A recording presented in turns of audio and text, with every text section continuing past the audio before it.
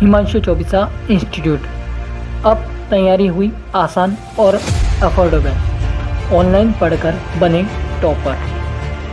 Hello बच्चों, मैं कपिल परमार। आज अपना तीसरा लेक्चर है, जिसमें सेकंड लेक्चर में अपन ने ऑर्चार्ड मैनेजमेंट के बारे में पढ़ा था, उद्यान प्रबंधन के बारे में। आज उद्यान प्रबंधन का सेकंड टॉपिक है, जिसमें फल वृक्षों के को उगाने की दूरी।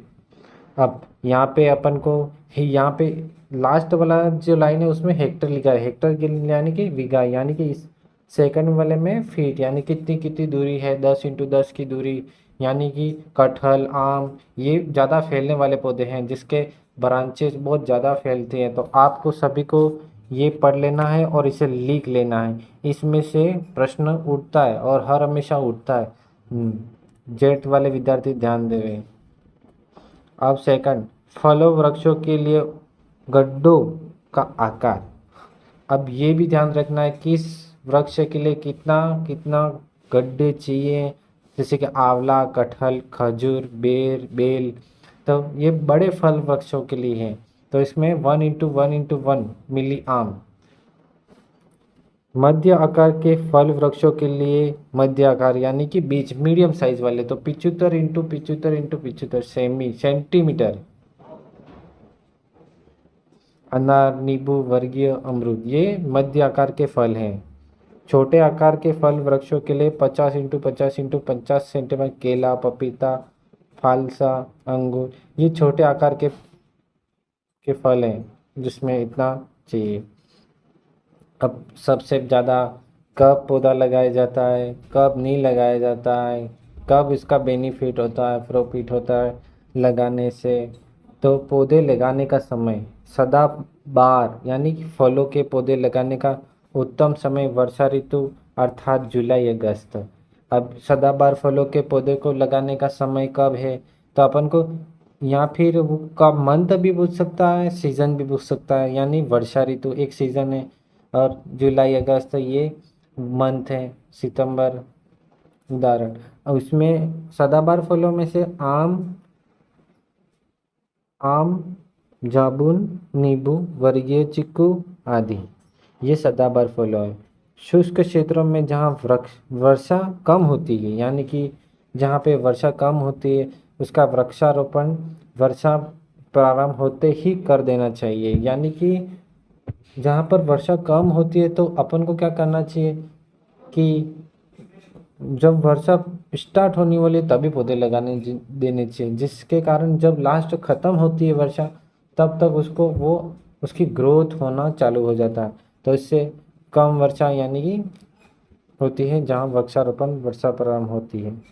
पतझड़ वाले वृक्षों का रोपण करने के लिए बसंत ऋतु जनवरी फरवरी उपयोग मानी जाती है।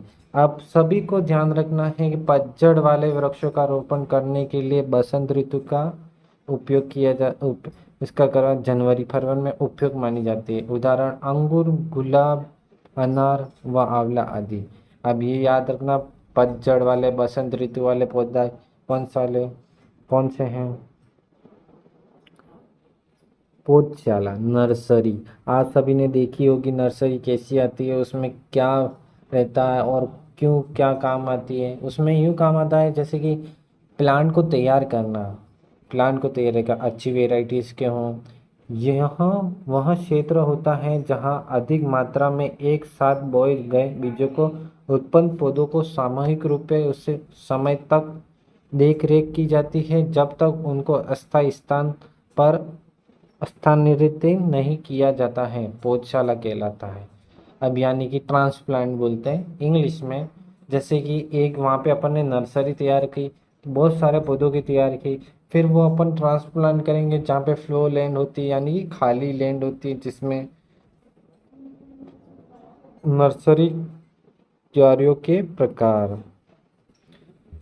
अब 3 प्रकार की क्यारी होती है,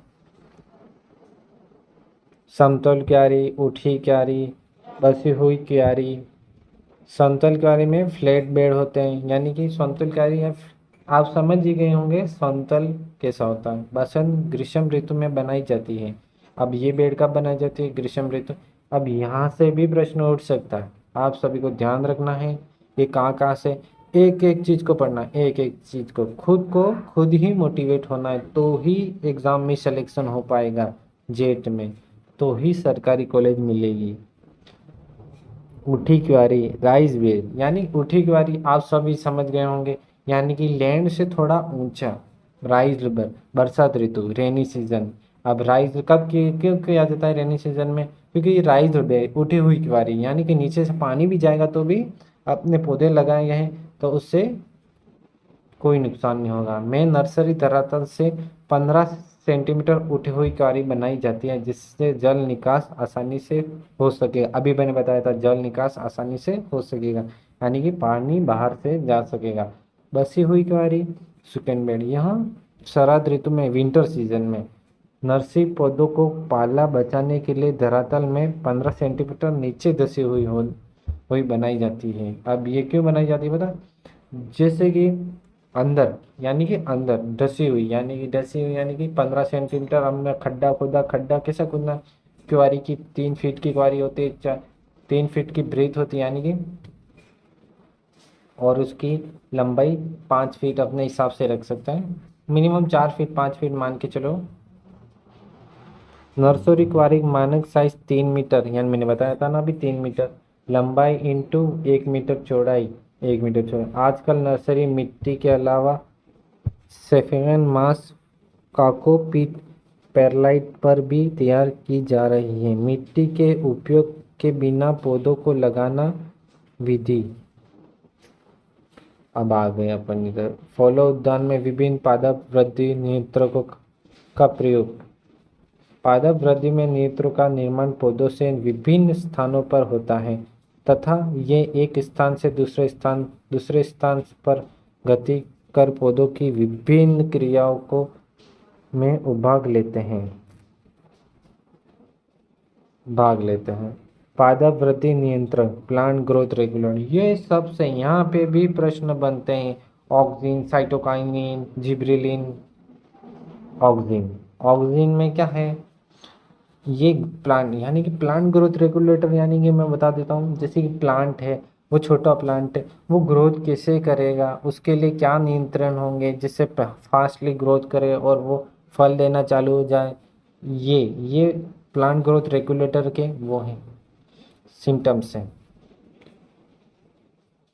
प्राकृतिक अभिनय पत्तियों एवं ऊपरी कलियों में बनता है, इसलिए इसके साथ प्रभाव को शीर्ष कालिका प्रभुत्व एपिकल डोमिनेंस बर्ड कहते हैं। प्राकृतिक अभिनय एपिकल डोमिनेंस बर्ड, यानी कि वो फटाफट ग्रोथ करने में हेल्प करता है। यूँ ऑक्सिन एक प्लांट ग्रोथ रेगुलेटर है। वहाँ पे आ गया, ऐसे ऑप्शन आ जाते हैं तब ध्यान रखना है। ऑक्सिन क्या है? प्लांट ग्रोथ रेगुलेटर है। जिब्रेलिन क्या है? प्लांट ग्रोथ रेगुलेटर है। साइटोकाइनिन क्या है? ये भी प्लांट ग्रोथ रेगुलेटर है। ABA एब्सिसिक एसिड, ये भी प्लांट ग्रोथ रेगुलेटर है। मेलिक हाइड्रोजाइड्स, ये भी प्लांट ग्रोथ रेगुलेटर है। इथाइलिन, ये भी प्लांट ग्रोथ रेगुलेटर है।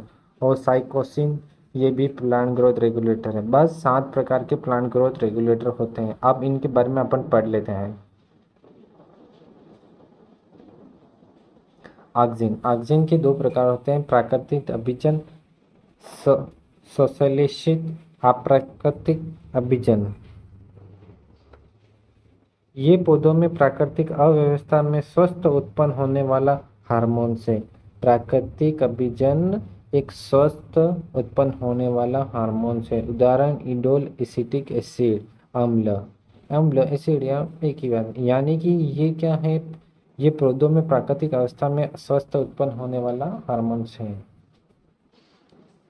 संश्लेषित अप्राकृतिक अभिजन, IBA इंट्राबिटारिक एसिड, ये 2,4-D, सब आपको ध्यान देना है कि ये क्या है? ये ऑक्सिन है, साइटोकाइनिन है। अब जिब्रेलिन पढ़ेंगे। यह पौधों को कोशिका विभाजन के साथ साथ उनका लंबवत आकार बढ़ाने में सहायक होता है। इसके अलावा फलों के आकार को बढ़ाने कार्य करता है, फलों को बीज रहित बनाने में। अब देखो, अब क्या बात हो रही है? जिब्रेलिन में प्लांट ग्रोथ रेगुलेटर का क्या कार्य है? यह पौधों को कोशिका विभाजन के साथ साथ उनका लंबवत आकार बढ़ाने में सहायक है। अब ग्रोथ हो रही है, बढ़ाने की बात हो रही है, तब ये जिब्रेलिन का उपयोग हो रहा है। तो ये समझ रहे हो आप। इसके अलावा फलों के आकार को बढ़ाने का कार्य करता है, यानी कि छोटा फल है, छोटा फल लगा हुआ तो वो बड़ा करने की कोशिश करता है। कौन करता है? जिब्रेलिन। ये प्लांट ग्रोथ रेगुलेटर है। फलों को बीज रहित बनाने में, यानी कि उसमें बीज रहता है तो फल छोटा होता है, फिर वो बीज रहित बनाने में जिब्रेलिन का उपयोग करते हैं। अब साइटोकाइनिन, यह कोशिका विभाजन सहायक हार्मोन्स हैं। यह बीज एवं कलिकाओं को सूक्ष्म डोरमेन से हटाने का काम भी आता है। काइनेटिन, जिएटिन, 6 बेंजोनाइल, एडेनिन आदि इसके कृत्रिम व प्राकृतिक रूप हैं। एब्सिसिक एसिड, यह वृद्धि रोधक हार्मोन है जो रंध्रबंध स्टोमेटा क्लोजिंग करने में सहायक हैं। ये भी याद रखना है, यहाँ से प्रश्न बन सकता है, ये प्रश्न आ सकता है, ये इंपॉर्टेंट माने। एब्सिसिक एसिड में वृद्धि रोधक हार्मोन है जो रंध्रबंध स्टोमेटा क्लोजिंग करने में सहायक है। अब कौन करने में सहायक है स्टोमेटा क्लोजिंग करने में? Abscisic acid. इनसे एंटी जिब्रेलिन व तनाव स्ट्रेस हार्मोन के नाम से भी जाने जाते हैं। यहाँ भी प्रश्न बन रहा है, आपको सभी को ध्यान दे रहा है कहाँ से प्रश्न बन रहा है, कैसे प्रश्न बन रहा है, ये ध्यान रखना है कि कहाँ से प्रश्न उठ सकता है। अब तनाव स्ट्रेस हार्मोन से के नाम से जाने जाते हैं तो एंटी जिब्रेलिन याद रखना है।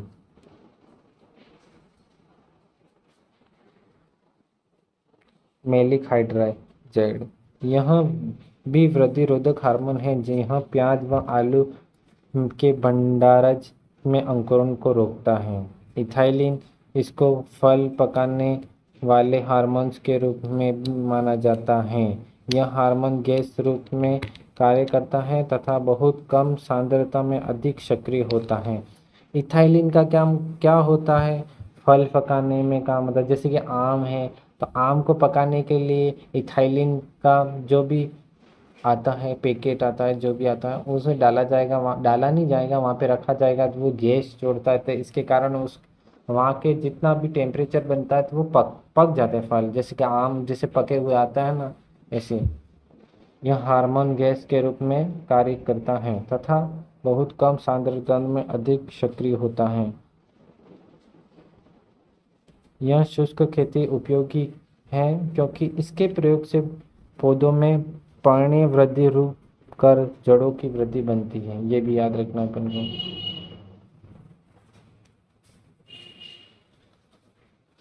स्थायी कटाई, छटाई, कृंतन, ट्रेनिंग एंड प्रूनिंग।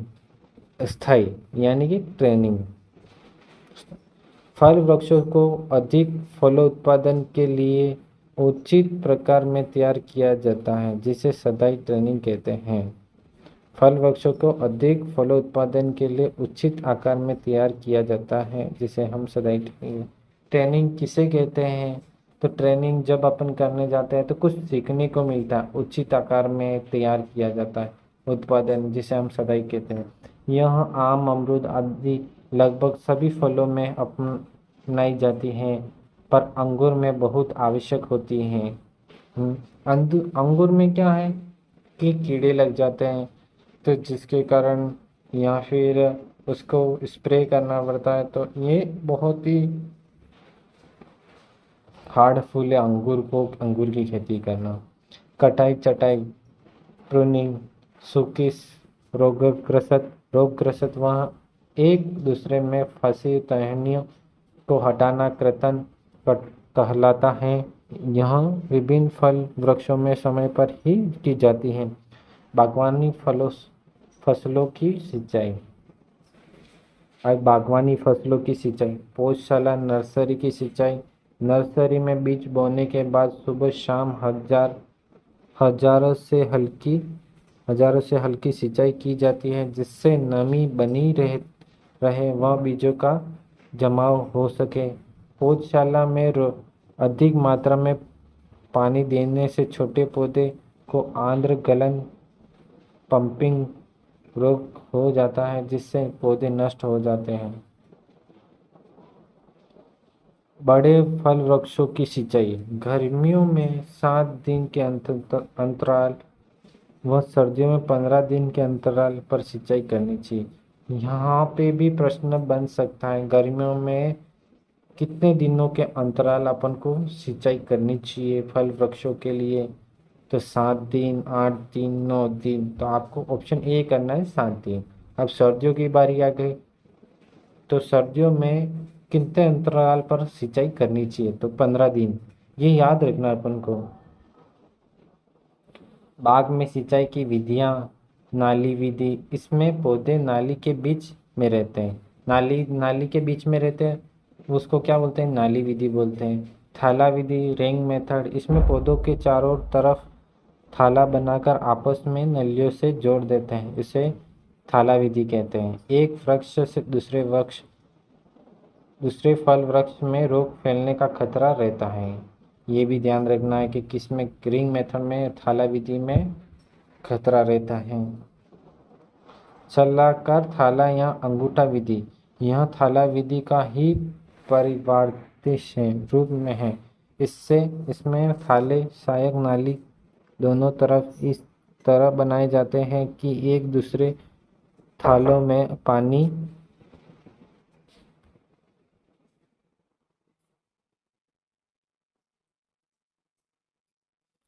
चलाकार थाला या अंगूठा विधि, यह थाला विधि का परिवर्तित रूप से, इसमें थाले सहायक थाली के दोनों तरफ इसे तरह बनाए जाते हैं